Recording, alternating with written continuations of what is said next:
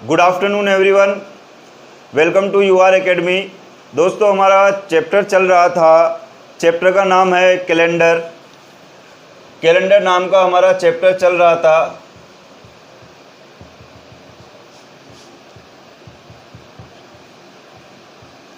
Calendar में हमने part 1 complete कर लिया था।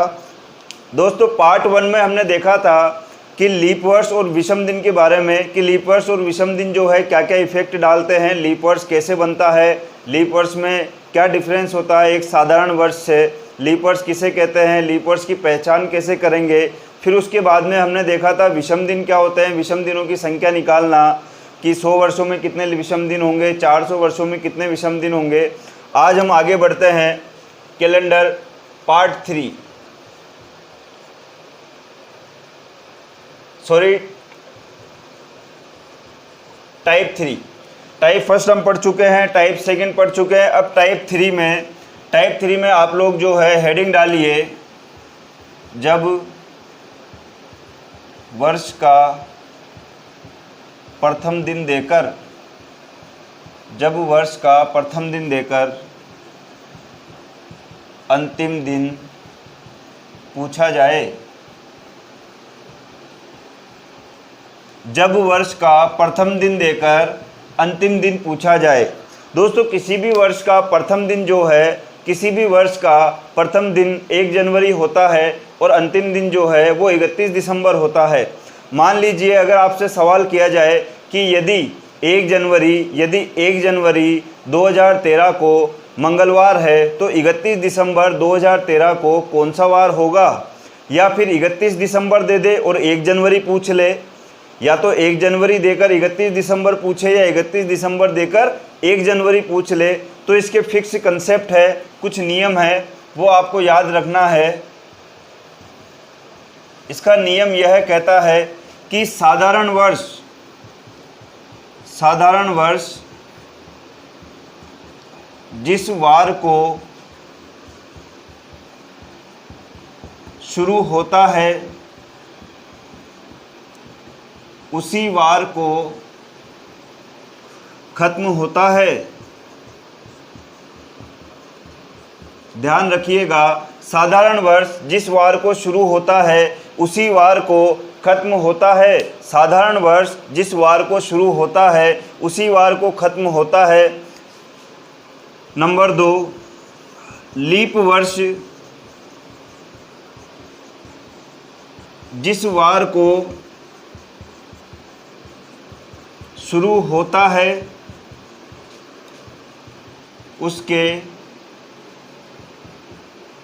अगले वार को खत्म होता है।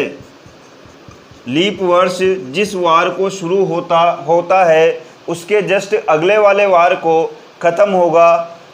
जैसे कि मान लीजिए अगर 1 जनवरी 2012 को बुधवार था तो 31 दिसंबर 2012 को कौन सा वार होगा, तो 31 दिसंबर 2012 को जो है गुरुवार होगा। तो ये 2 नियम है, इनको रट लीजिए, याद कर लीजिए। सिंपल से नियम है कि साधारण वर्ष जिस वार को शुरू होता है उसी वार को ख़त्म होता है, और लीप वर्ष जिस वार को शुरू होगा उससे अगले वार को ख़त्म होगा। साधारण वर्ष और लीप वर्ष की पहचान करना हम सीख चुके हैं पिछले वीडियो में। अगर किसी ने पिछला वीडियो नहीं देखा है तो पहले वह कैलेंडर पार्ट फर्स्ट जाकर देखे। फिर आज जो है कैलेंडर पार्ट 2 चल रहा है, कैलेंडर पार्ट 2 चल रहा है, तो पहले फर्स्ट वाला वीडियो देखिए, उसमें पूरा डिटेल से समझाया है साधारण और लीप वर्ष के बारे में। तो आइए प्रश्न की शुरुआत करते हैं।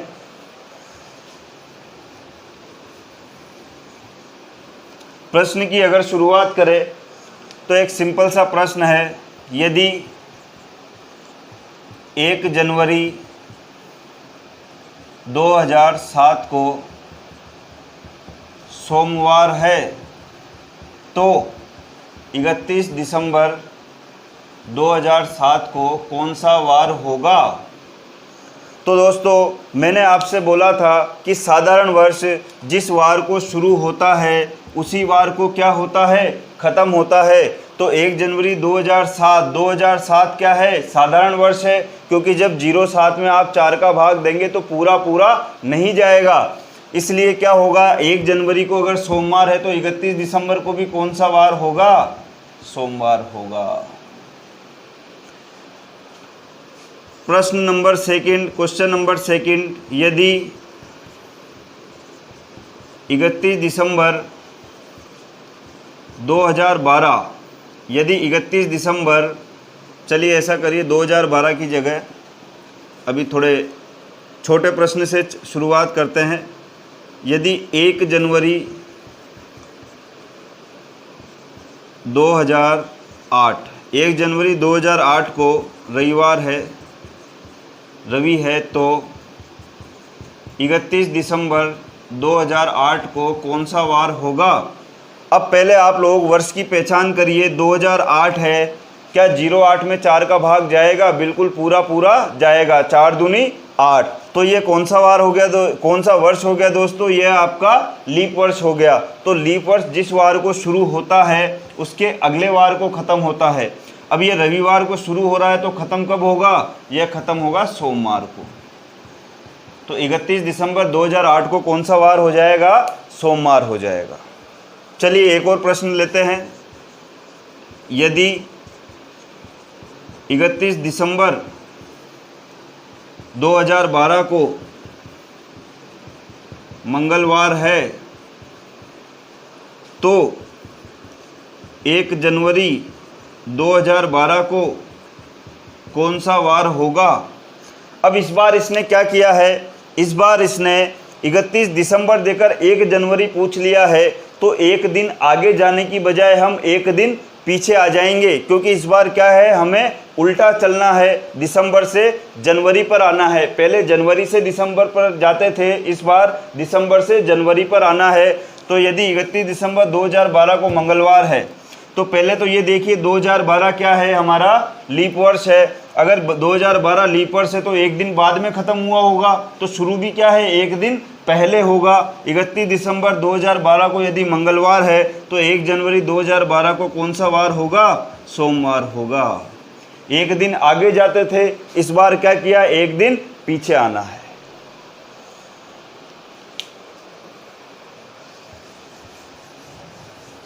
चलिए अब ये इस टाइप से प्रश्न नहीं आते हैं, ये बेसिक कंसेप्ट क्लियर करने के लिए था। प्रश्न जो एग्जाम में आएगा वो कुछ इस प्रकार से आता है। यदि 1 जनवरी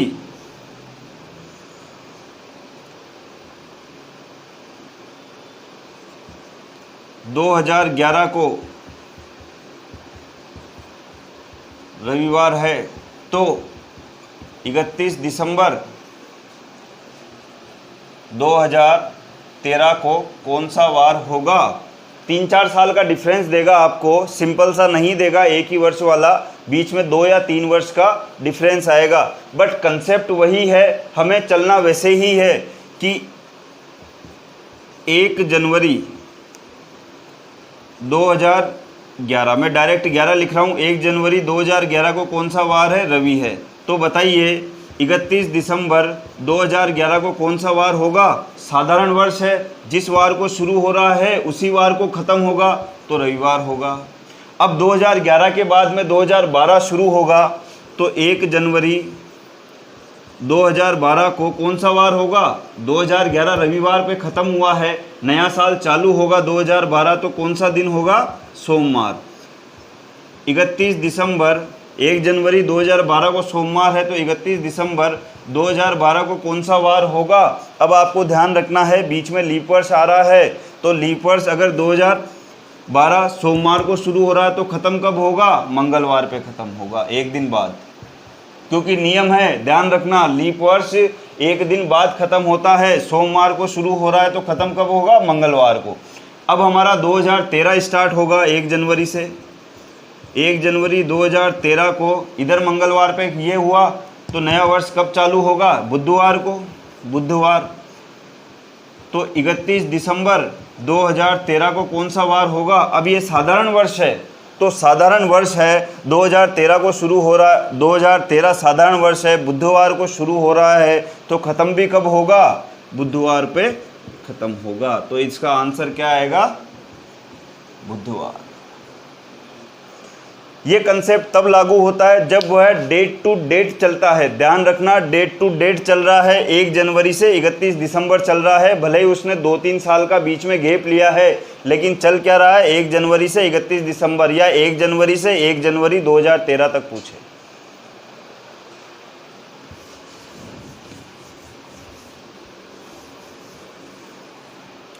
अब अगला टाइप हम लेते हैं टाइप 4। टाइप 4 जब वर्ष के किसी भी महीने की तारीख देकर ठीक 1 वर्ष बाद की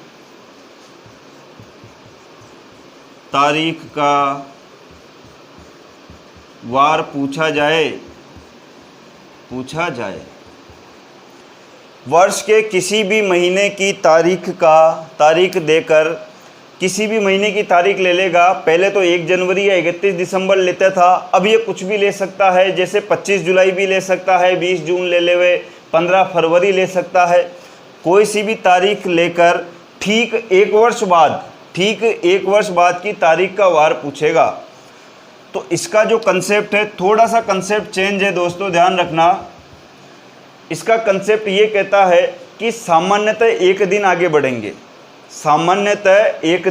बढ़ेंगे, लेकिन अगर किसी वर्ष में 29 फरवरी का प्रभाव पड़ रहा है, तो 2 दिन आगे बढ़ जाएंगे। सामान्यतः 1 दिन आगे बढ़ेंगे, परंतु यदि किसी वर्ष में 29 फरवरी, ध्यान रखना, 29 फरवरी का इफ़ेक्ट प्रभाव पड़ रहा है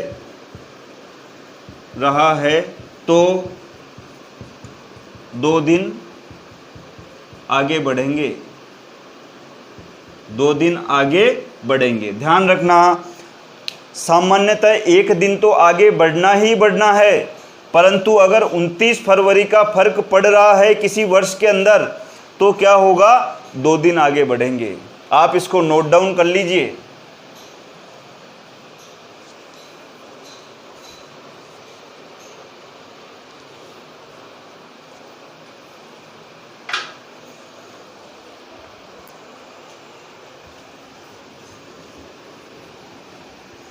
चलिए प्रश्न लेते हैं।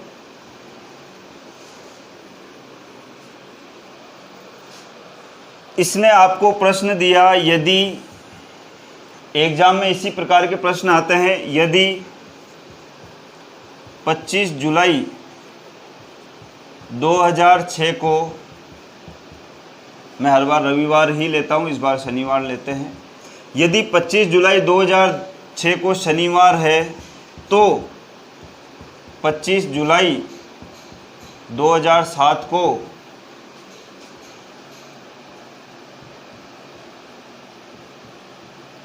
कौन सा वार होगा।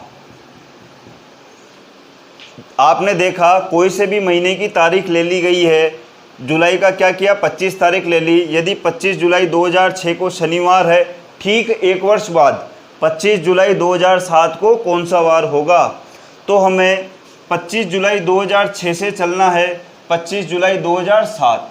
ध्यान से वर्षों को देखिए, इधर 2006 आ रहा है, इधर 2007 आ रहा है। क्या दोनों वर्षों में कहीं पर भी 29 फरवरी आएगी क्या? 29 फरवरी नहीं आएगी। ध्यान रखना, 29 फरवरी नहीं आएगी। ना तो 2006 में 29 फरवरी है, ना ही 2007 में 29 फरवरी है। तो सीधा सीधा 1 दिन बढ़ा देंगे। कंसेप्ट यही कहता है, सामान्यतः 1 दिन तो बढ़ाना ही बढ़ाना है। तो इसका आंसर क्या आ जाएगा दोस्तों? शनिवार है, तो इस दिन कौन सा वार हो जाएगा? 25 जुलाई 2007 को रविवार हो जाएगा। 1 दिन आगे बढ़ा देंगे। ये इसका आंसर होगा। चलिए अगला सवाल लेते हैं। यदि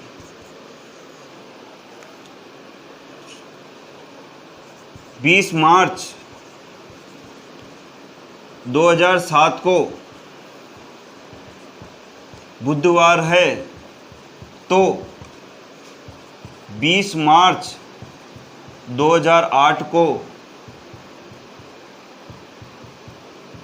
कौन सा वार होगा? कौन सा वार होगा? अब सामान्यतः विद्यार्थी क्या करेगा, बिना सोचे समझे अपनी मूर्खता को जो है प्रदर्शित करेगा। 20 मार्च 2007 को बुधवार है तो 20 मार्च 2008 को कौन सा वार हो जाएगा? गुरुवार हो जाएगा, एक दिन आगे बढ़ा देगा। लेकिन ध्यान देना है, नियम यह भी कहता है अगर 29 फरवरी का मतलब होता है लीप वर्ष, तो ध्यान से देखिए इसमें या इसमें दोनों में से कोई लीप वर्ष है क्या? तो हमने जब ध्यान से देखा ये तो लीप वर्ष नहीं है, परंतु ये तो लीप वर्ष है। अब ये लीप वर्ष है जब हम 20 मार्च से चलेंगे 2007, ध्यान रखिएगा 20 मार्च से हम चल रहे हैं, मार्च, अप्रैल, मई, जून, जुलाई, अगस्त, सितंबर, अक्टूबर, नवंबर और दिसंबर। यहाँ पर 2007 क्या है, ख़त्म हो गया है। फिर 2008 शुरू होगा, जनवरी, फरवरी, और कहाँ तक आना है? 20 मार्च तक आना है। 20 मार्च तक आना है। तो जब हम यहाँ से चले, यहाँ इसका फरवरी तो निकल गया, वैसे भी 28 दिन का था, यहाँ से यहाँ तक हम आ गए। फिर जनवरी तक हम पहुँचे, लेकिन जब फरवरी में आएंगे तो फरवरी कितने दिनों की होगी? फरवरी मेरे लालो 29 दिनों की होगी। तो इसलिए क्या होगा, एक दिन ज़्यादा लेंगे। अगर 29 फरवरी का प्रभाव पड़ रहा है, ध्यान रखना 29 फरवरी का प्रभाव पड़ रहा है, तो 2 दिन आगे चलते हैं। बुधवार था तो क्या होगा? गुरुवार और शुक्रवार आंसर होगा। इसका आंसर क्या होगा? शुक्रवार।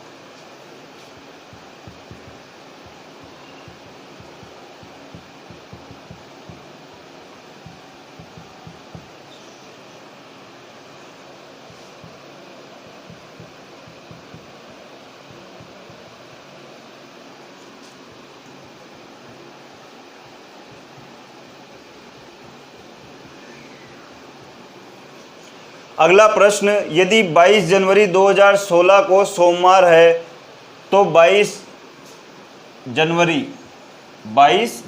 क्योंकि ठीक 1 वर्ष बाद का पूछ रहा है, आगे इस लेवल पर भी आएंगे जब कुछ भी पूछ सकता है।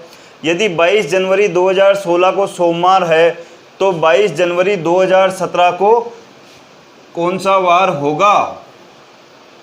कंसेप्ट वही है, अगर 29 फरवरी का इफेक्ट नहीं पड़ रहा है तो एक दिन, और अगर 29 फरवरी का किसी भी वर्ष में फ़र्क आ रहा है, दोनों वर्षों में से किसी भी वर्ष में अगर 29 फरवरी का प्रभाव पड़ रहा है तो 2 दिन आगे चलेंगे। अब ध्यान से देखिए, 22 जनवरी से मुझे चलना है, तो 22 जनवरी से जब मैं चलना प्रारंभ करूंगा, उसके बाद में फरवरी आएगी, तो 2016 में जो फरवरी आएगी वह कितने दिन की आएगी? वह 29 दिन की आएगी। और 2017 में तो मुझे जनवरी तक ही जाना है, फरवरी तक मुझे जाना ही नहीं है। ध्यान रखना, फरवरी तक मुझे जाना ही नहीं है। फरवरी आती भी तो 28 की आती, लेकिन मैं तो 22 जनवरी 2017 तक ही पहुंच पाऊंगा। लेकिन जब यहाँ से चलना प्रारंभ करूंगा तो जनवरी के बाद जो फरवरी आएगी वो 28 दिन की न होकर 29 दिन की होगी। तो कुल मिला के 2016 का मतलब हो गया 29 फरवरी, क्योंकि लीप वर्ष है, 4 चौक 16, 4 का पूरा भाग जाएगा, तो फरवरी 29 दिनों की आएगी। इसका मतलब है कि 2 दिन आगे बढ़ेंगे। तो क्या आंसर होगा? लिख लीजिए, 2016 में फरवरी 29 दिन की होगी, अतः 2 दिन आगे बढ़ेंगे। क्या इसका मतलब है आंसर जो आएगा सोमवार था, मंगलवार छोड़कर बुधवार आपका आंसर होगा, बुधवार।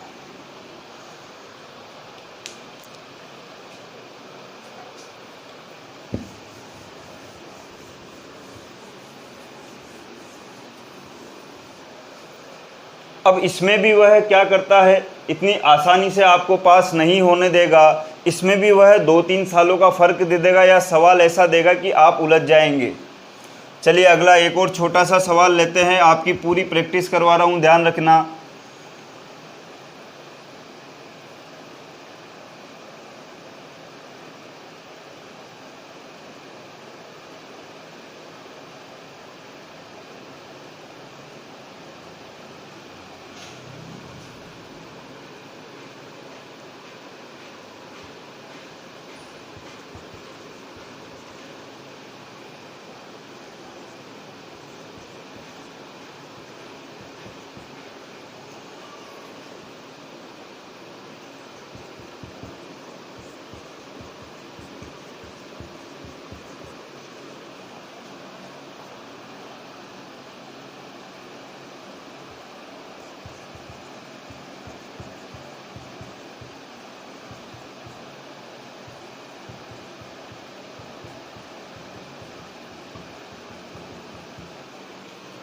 यदि 15 मार्च 2008 को मंगलवार है तो 15 मार्च 2010 को कौन सा वार होगा? इस बार इसने क्या किया, बीच में 2-3 सालों का फ़र्क दे दिया है। और 2008 क्या है, लीप वर्ष है। लेकिन ध्यान रखना 2008 में मैं जब चलना प्रारंभ करूंगा तो वो 15 मार्च से करूंगा, फरवरी तो कब की जा चुकी है। तो ध्यान रखना 15 मार्च 2008 को क्या है, मंगल। तो 15 मार्च 2009 को कौन सा वार हो जाएगा भाई, बताइए। फरवरी जा चुकी है 29 दिनों की, फरवरी का कोई फर्क नहीं पड़ रहा है। और यहाँ पर जो फरवरी आएगी साधारण वर्ष है, 28 दिन की आएगी, तो मंगलवार है, तो इधर कौन सा एक दिन का फर्क पड़ेगा, बुधवार। अब जब 15 मार्च 2009 को बुधवार है तो बताइए 15 मार्च 2010 को कौन सा वार होगा। 9 तक हम आ चुके हैं, ना तो इसमें 29 दिन की फरवरी है और ना ही इसमें 29 दिन की फरवरी आएगी, क्योंकि साधारण वर्ष है तो इसका एक दिन आगे बढ़ा देंगे, गुरुवार। एक वर्ष, बीच में एक वर्ष का डिफरेंस दे दिया और दूसरे वर्ष की डेट पूछ ली इसने।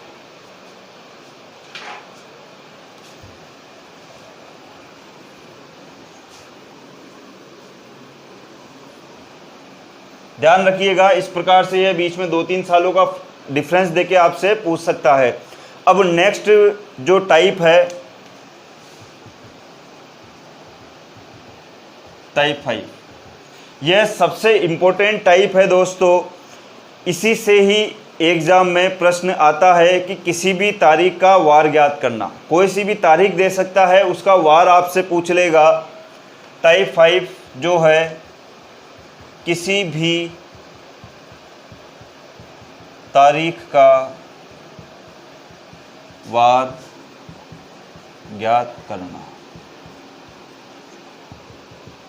अब देखिए, ये कोई जादू तो है नहीं, या मैं कोई जादूगर नहीं जो एकदम से आंसर बता दूंगा। किसी भी तारीख का वार ज्ञात करने के लिए हमें 3 तरह के कोड याद करने पड़ेंगे। ध्यान रखना, 3 प्रकार के कोड याद रखने पड़ेंगे। मासिक कोड याद करने हैं, वार कोड याद करने हैं, और उसके अलावा शताब्दी कोड याद करने हैं। बट मेरे ऊपर छोड़ दीजिए, मैं आपको याद करवा दूंगा, इतना मुश्किल काम नहीं है। सबसे पहले हम लोग लेंगे मासिक कोड। ध्यान रखिएगा, मासिक कोड क्या लेंगे, मासिक कोड।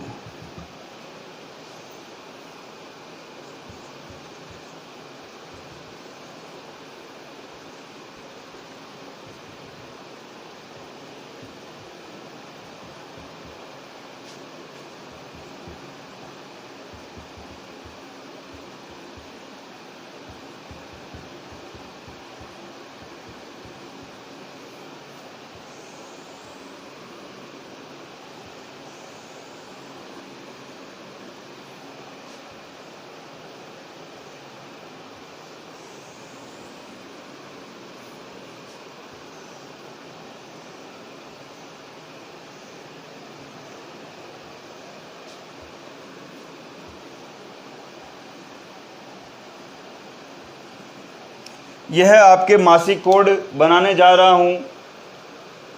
देखिए मासिक कोड किस प्रकार से याद करेंगे। सबसे पहले आपको क्या करना है, 12 का स्क्वायर करना है। सबसे पहले क्या करना है, 12 का स्क्वायर 144। क्या करना है, 12 का स्क्वायर करना है। देखा आपने 144। फिर आपको क्या करना है, 025 मतलब 5 का स्क्वायर, 0 लगाकर फिर 5 का स्क्वायर, 12 का स्क्वायर, 0 लगाया 5 का स्क्वायर। फिर आपको क्या करना है, फिर 0 लगाना है और 6 का स्क्वायर, फिर 0 लगाना है और 6 का स्क्वायर। फिर आपको क्या करना है, शुरुआत जो हमने करी थी वो 12 के स्क्वायर से करी थी। 12 का स्क्वायर 2 बार आ गया, प्लस 2 कर दो तो 146। 12 का स्क्वायर 144 और 2 जोड़ देंगे तो 146। वरना बहुत ही सिंपल तरीका है, 144 146। 144 शुरू में लिखने हैं, लास्ट के 3 में 146 लिखने हैं, फिर 025 036, 144 025 036 और 146। बट आप ऐसे याद करिए, 144 लास्ट में 146, फिर 025 और 036। वरना 12 का वर्ग, 5 का वर्ग, 6 का वर्ग और 12 का वर्ग प्लस 2। तो यह क्या हो गया, यह आपके मासिक कोड है। अगर मान लीजिए कल को लीप वर्ष आ जाते हैं, ये साधारण वर्ष में लागू होंगे। लीप वर्ष में केवल 2 महीनों पर फर्क पड़ता है। ध्यान रखना, लीप वर्ष में 2 महीनों पर फर्क पड़ता है। दोनों में से एक एक कम कर देंगे, एक में से एक गया तो 0, 4 में से एक गया तो 3। लीप वर्ष में केवल 2 महीनों के कोड चेंज होंगे आपके, केवल जनवरी और फरवरी के, बाकी सारे कोड समान रहेंगे। उसके अलावा हम लोगों को वार कोड याद करना है। वार कोड, तो देखिए वार कोड में क्या है, सप्ताह का पहला वार हमेशा रविवार होता है। आप रविवार से शुरू कीजिए, रविवार, सोमवार, मंगलवार, बुधवार, गुरुवार, शुक्रवार और शनिवार। तो देखना दोस्तों, सबसे पहले हम लेते हैं शनि को। किसी की भी कुंडली में अगर शनि बैठ जाए तो वह व्यक्ति 0 पर आ जाता है, या शनि उसको 0 पर लाकर छोड़ देता है। तो सबसे पहले शनिवार में आप क्या करिए, शनिवार में आप 0 लगा दीजिए। उसके बाद में वही 1 से गिनती चालू करिए, 1 2 3 4 5 और ये 6। अब बारी आती है शताब्दी कोड की। शताब्दी कोड, शताब्दी कोड, शताब्दी मतलब सन 1600 है, 1500 है, 1700 है, 1800 है, 1900 है, 2000 है। यह आपके क्या कहलाते हैं, शताब्दी वर्ष कहलाते हैं। तो सन 1600, सन 1700, सन 1800, 1900 और सन 2000। मोस्टली 1600 से 2000 तक के बीच में ही प्रश्न पूछा जाता है। लेकिन अगर आगे भी आता है तो शताब्दी कोड किस प्रकार से हम चेंज करेंगे, देखना। अब देखो बात आती है शताब्दी कोड की। तो सबसे पहले आप ये याद करिए कि हमारे दांत कितने होते हैं, 32। तो 32 का डबल करना है कितना, 64। 32 का डबल कितना हुआ भाई, 64। उसके अलावा शरीर में हड्डियाँ कितनी होती है, 206। ये क्या हो गए, ये हमारे शताब्दी कोड हो गए। 32 दांत होते हैं, 32 का डबल किया 64, और शरीर में हड्डियां कितनी, 206। अब जैसे हमने देखा था कि लीप वर्ष जो है शताब्दी वर्षों में 400 साल बाद रिपीट होता है, तो वैसे ही कोड क्या है, आपको हर 400 साल बाद में चेंज करने हैं। जैसे मान लीजिए अगर यह आपसे पूछे कि 2100 का कोड क्या होगा, तो 2100 का कोड क्या हो जाएगा, 2100। देखिए 2100 का कोड क्या होगा, 400 साल बाद मुझे कोड चेंज करने हैं, 100 साल, 2 साल, 3 साल और ये 400 साल। तो ये 1700 का कोड कहाँ पर आ जाएगा, 2100 पे आ जाएगा। 2200 का पूछे तो 1800 का कोड आ जाएगा। 2300 का पूछे तो 1900 का कोड आ जाएगा। जिस प्रकार आगे चल रहे हैं उसी प्रकार पीछे भी चलना है। देखिए 2000 का और 1600 का कोड समान है, इधर भी 6 है तो इधर भी क्या है, इधर भी 6 है। तो ऐसे ही मान लीजिए अगर मुझे 1500 का कोड निकालना है तो मैं क्या करूंगा, 1900 का कोड किधर आ जाएगा, 1500 पर आ जाएगा। 1400 का निकालना है तो 1800 का कोड किधर चल जाएगा, 1400 पे आ जाएगा। इसी प्रकार हम आगे भी जा सकते हैं और पीछे भी जा सकते हैं। तो ये थे हमारे 3 कोड, मासिक कोड, वार कोड और शताब्दी कोड। इसके बाद में देखो हम बात करते हैं फॉर्मूले की।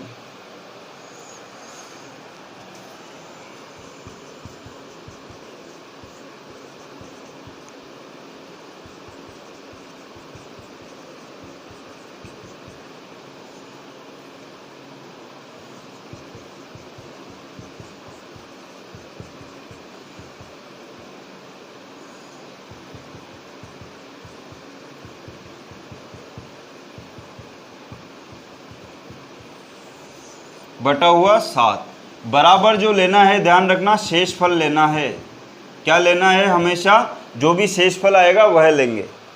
अब यहाँ पर दिनांक की जगह जो भी वो दिनांक देगा वो आ जाएगी। वर्ष कोड पूछेगा तो वर्ष कोड में आप लोग लिखना वर्ष कोड, सन की, कोई भी सन देगा, सन की आखिरी दो संख्याएं, सन की आखिरी दो संख्याएं लेनी है वर्ष कोड में। शताब्दी कोड दिए हुए हैं, मासिक कोड ऊपर दिए हुए हैं। लीप वर्ष जो आएगा, लीप वर्ष, सन की आखिरी दो संख्याओं में 4 का भाग देंगे, वह भागफल लेंगे। ध्यान रखिएगा, भागफल लेते हैं और भाग वहीं तक देना है जहां तक पूरा पूरा जाए। जहां पर पॉइंट लगाने की नौबत आएगी बस उसको उतना छोड़ देते हैं, केवल भागफल हम ले लेंगे। चलिए शुरुआत करते हैं आगे कि फॉर्मूला कैसे याद रखना है, क्योंकि जब हम एग्ज़ाम देने जाते हैं तो हमारे माइंड पे इतना प्रेशर होता है कि 1 2 3 4 5 चीज़ों में से कोई सी भी एक चीज़ अगर स्लिप हो गई तो आपका आंसर वहाँ पर गलत हो जाएगा। तो इसलिए हम क्या करते हैं, इस फॉर्मूले की एक ट्रिक है, उसके हिसाब से हम याद करते हैं। आपने देखा होगा कई लड़कियों का नाम होता है जैसे दीपमाला। क्या नाम है? दीपमाला। मधुबाला, दीपमाला। तो वैसे ही आपको क्या याद करना है, देखो दिवस, दिवस माला। क्या याद करना है? दिवस माला बटा हुआ 7। दी से हो गया आपका दिनांक, वैसे हो गया वर्ष कोड, से शताब्दी कोड हो गया हमारा, माँ से मासिक कोड हो गया और ला से लीप वर्ष हो गया। ठीक है, चलिए अब कुछ सवाल की प्रैक्टिस करते हैं। हम जो फॉर्मूला काम में लेंगे वह यही वाला लेंगे ताकि हमें ये फॉर्मूला याद हो जाए। दिवस, दिवस माला, दिवस माला बटा हुआ 7 बराबर शेषफल। चलिए जैसे मान लीजिए अब हम कोई सी भी एक तारीख लेकर उसका वार निकालते हैं। जैसे आपको दिया गया कि 15 अगस्त 1947 को कौन सा वार था, तो ये भी पता होना चाहिए कि 15 अगस्त 1947 को क्या हुआ था, हमारा देश आज़ाद हुआ था। चलिए इस दिन निकालते हैं कौन सी डेट, जो डेट दी गई है उसका वार। दिनांक में मैं क्या लूँगा, दिनांक में हमेशा दिनांक लेते हैं, दिवस। ठीक है, दिनांक है 15। वैसे वह का मतलब है वर्ष कोड। वर्ष कोड का मतलब मैंने बताया है आप लोगों को कि आखिरी की दो संख्याएं लेंगे। आखिरी की दो संख्याएं सन की कितनी है, 47। फिर प्लस से हो गया हमारा शताब्दी कोड, 1900 शताब्दी कोड है, 1900 का कोड है 0। अब लेंगे मासिक कोड, अगस्त, ये रहा आपका अगस्त, तो अगस्त का कोड कितना है, 3। अब लीप वर्ष निकालेंगे। लीप वर्ष निकालने के लिए आप 47 में 4 का भाग लगाएं, 4 एकम 4, 7 बच गया, 4 एकम 4, 3 शेषफल आ गया और भागफल कितना आया, 11 आया। और हमें हमेशा क्या लेना है, भागफल लेना है 11 बटा हुआ 7। आप लोग ऐसा कर लीजिए, इसको सबको जोड़कर 7 का भाग दे दीजिए। और अगर ट्रिक सीख सकते हैं तो ट्रिक सीख लीजिए। 7 का भाग मैं 15 में दूंगा, 7 दूनी 14, एक शेषफल बच जाएगा। अगर मान लीजिए मैं 47 में दूँ तो 7 छिंग 42, 5 शेष बच गया। 0 में भाग जाएगा नहीं, 3 यूँ का यूँ लिख लीजिए। अब 11 में दूंगा, 7 एकम 7, 4 शेषफल बच जाएगा।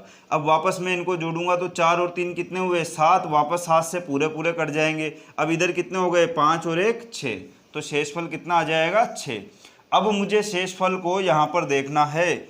6 मुझे कहाँ पर दिखाई दे रहा है, 6 मुझे यहाँ पर दिखाई दे रहा है। तो कौन सा वार है, शुक्रवार।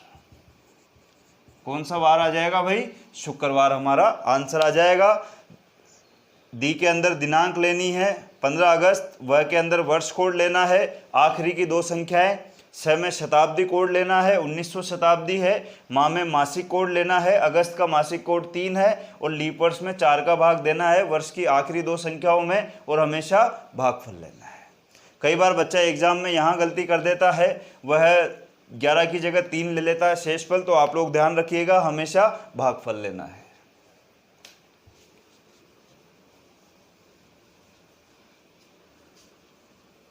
चलिए एक और तारीख का वार निकालते हैं, 26 जनवरी 1950, जिस दिन हमारा संविधान लागू हुआ था। वही दिनांक में मैं क्या लूँगा, दिनांक में जो है 26 लेंगे हम, वर्ष कोड में क्या लेंगे, आखिरी की 2 संख्याएं 50, शताब्दी कोड कौन सी है, 1900 शताब्दी है, 1900 का कोड है 0, मासिक कोड मुझे लेना है जनवरी। अब जनवरी लेना है, जनवरी में मुझे हमेशा देखना पड़ेगा क्या 1950 लीप वर्ष है, 1950 लीप वर्ष नहीं है, तो यहाँ पर जनवरी का कोड कितना आ जाएगा, 1 आ जाएगा।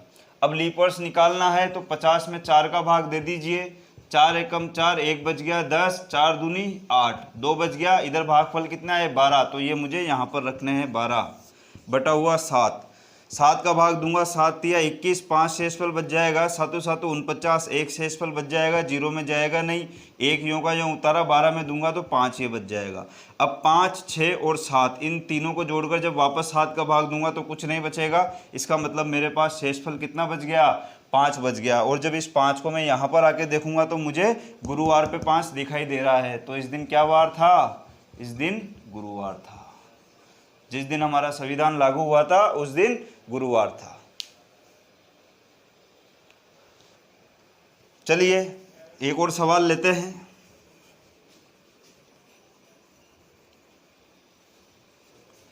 इस बार सवाल है 15 जनवरी 2012 को कौन सा वार है, 2012 को कौन सा वार है। चलिए देखते हैं, इसमें थोड़ा सा अलग से क्वेश्चन है इसीलिए दिया है मैंने। दिनांक में मैं लूँगा 15, दिनांक में क्या लूँगा 15, वर्ष कोड में आखिरी की 2 संख्या है वर्ष की 12, शताब्दी कोड 2000 है, 2000 का कोड कितना है 6, मासिक कोड लूँगा, मासिक कोड कौन सा महीना है, जनवरी है। तो जल्दीबाजी में क्या करता है स्टूडेंट, 1 रख देता है, लेकिन ध्यान रखिएगा 2012 लीप वर्ष है, लीप वर्ष है तो जनवरी का कोड कितना होगा, 1 न होकर 0 होगा, 0।